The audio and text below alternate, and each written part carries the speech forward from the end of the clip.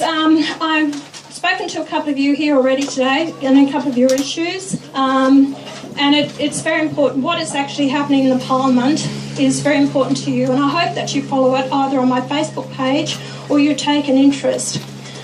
We've managed to do a lot in such a short period of time. I don't know if you understand. I formed the party in 1997. We actually won 11 seats in Queensland, and then we won one Senate seat in 1998, which was challenged, but we managed to hold on the seat with Len Harris. I left the party in 2002, and after 13 years, that was January 2002, I was forced out of the party by those within. And then after 13 years out of the party, I actually came back as leader in November of 2015. We faced a state election at that time, and I narrowly missed winning the seat of Lockyer, the state seat. Probably it was a good thing that I did, because if I'd won that seat, I would not be in the Senate now. And that's really where we need to tackle the major political parties, where we want our country to go. In the 2016 election, we were successful in getting 4 senators elected.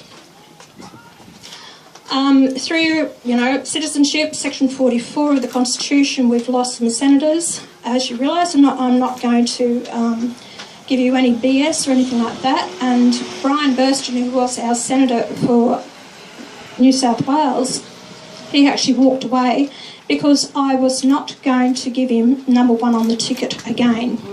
Because he did nothing, he sat there, the smell of the leather went to his brain, he thought it was a cushy job, and I was not going to have anyone stand under my name and have a seat in that parliament and not work for the people.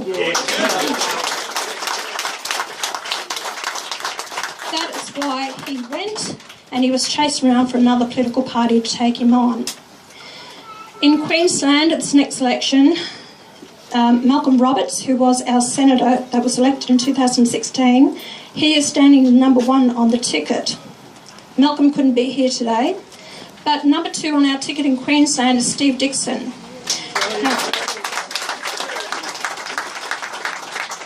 Steve was originally with the Liberal Party, but he woke up to himself and he came across to One Nation, and it's been like the lights have been turned back on. Where Steve has said he feels he's now really achieving something. He feels as if it's something to fight for, because we're a party that really believes in the people. We're prepared to stand up and fight for the people. And Steve is going to be given that opportunity, because I think with Queensland, I really do believe we can get Steve over the line in Queensland with your support. I've got a few of the other candidates here today. There's Nick over here. Hi, Nick. Nick's Federal Secretary. Who else is here? Me. Who's that? And Matthew's here. Matthew's standing for Tasmania. And you're actually Longman, standing for Longman. Sorry, what's your full name? Matthew Thompson. Sorry, Matthew. I do apologise. I think that's the first time we've actually met today, isn't it? Yes. So Matthew's standing for Longman. Rosemary standing for Marinella. So we're getting these candidates, and we'll have candidate in every seat in Queensland and the Senate. So we're going to really move ahead in Queensland.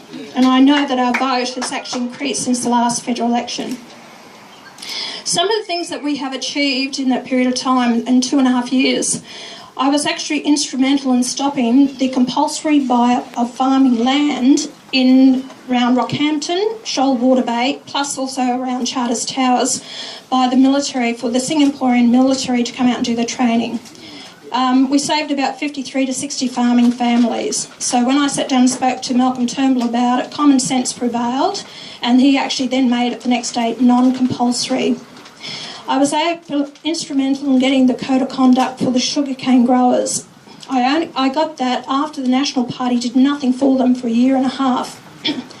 And then what happened then, I warned them that I was going to abstain from voting on the floor of Parliament. That was on the Sunday. The next morning I had Matisse call me in my office at 7:30. He said, "What is this all about? Tell me about it." I did. we had the code of conduct back through by 12:30. So we're protecting the cane farmers. That is still up in the air. They only had it for a year and a half, so it's coming down to the wire again that we've got to fight for them again. We've been able to instrumental in getting the bank inquiry into the Royal Commission. I'll tell you why. They've been having inquiries going on into the Senate bank inquiry for Royal Commission, Senate inquiries into it for quite some time. Malcolm Roberts actually put forward, the Prime Minister denied us to have a Royal Commission the first meeting that I had with him. We then pushed for a Senate inquiry into it. In that Senate inquiry headed by Malcolm Roberts, we took it right out into the bush. We gave the farmers an opportunity to really have a voice. They said it was the best Senate inquiry they'd ever attended. We were about to bring down our report, which meant that they get a Royal Commission, recommending a Royal Commission. I believe that the National Party knew what we were about to deliver the next day. The pressure was put on the Prime Minister then that they had to actually move on it because One Nation was going to get the support for it. So we actually forced the hand for the government to force that Royal Commission, which I'm so pleased of what's come out of that Royal Commission into it. I've been instrumental to get a review into the family law courts. That was never taken up by anyone else, and nothing's been done about it in the last 40 years since it was brought in the 1975. So at the moment they're looking at merging the two courts and the family law courts, and there's a review going on into that, and that's a lot further. I've got to look into that with the family law courts, plus also child support. We've actually got compensation payments from $1 million to $2 million for farmers who actually go before an arbitration. And it was only at $300,000. Now they can get the banks to pay them out up to $2 million. We've actually been we've saved about 6 or 7 families from being thrown off their farms, their properties, by the banks by negotiations. And we actually managed to turn around one debt of $3.2 million from the banks. There are so many things that we've done, getting small businesses the right to apply for Defence Force contracts. It was always Tier 1, the 400 million. We've now opened it up for small businesses to compete for these jobs, which has been instrumental in the special areas in Townsville, Darwin and Perth and around the country for Defence Force contracts. Look, the list goes on and on and on what we've actually been able to achieve, and that's because we are one of the ones with the balance of power in the Senate. So the government has been able to, has had to come and talk to us and negotiate with us. They thought, I remember Malcolm Turnbull said I wouldn't be welcome in Parliament. Well, he soon changed his tune, and that's right, he's not there any longer, I am.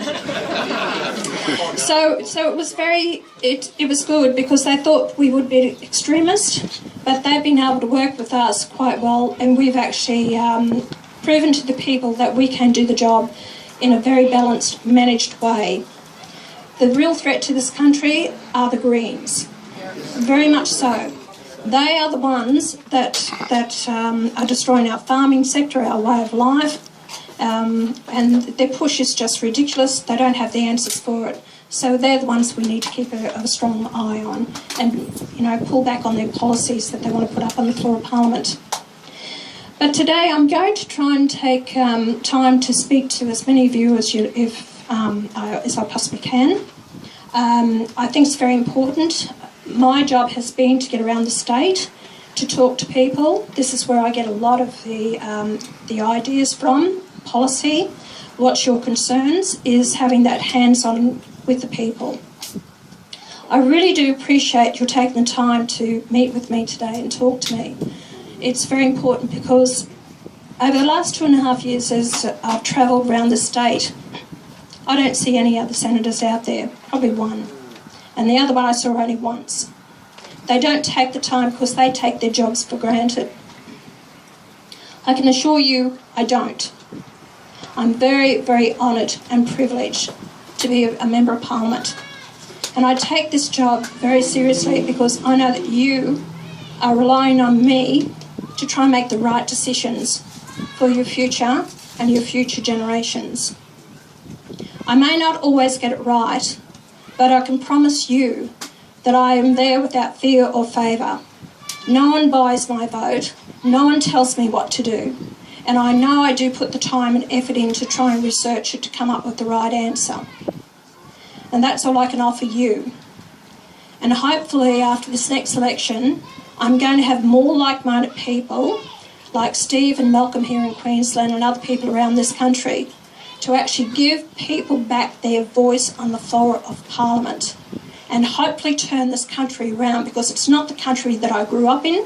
It's not the country I want to hand on to my children and grandchildren. We have so much to offer here.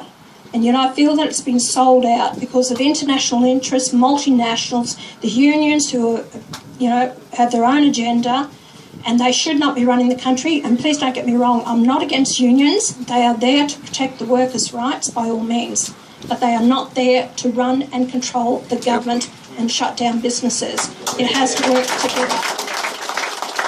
It's a place for everyone. And that is my job. But if there's nothing else and people don't want to raise anything of importance, I'm going to say hooray. No, I won't say hooray. I'm going to mix and talk to you further. But it was lovely to be here, and I'm so surprised with the numbers that actually came today. It's really, I'm very honoured. Very honoured. Thank you.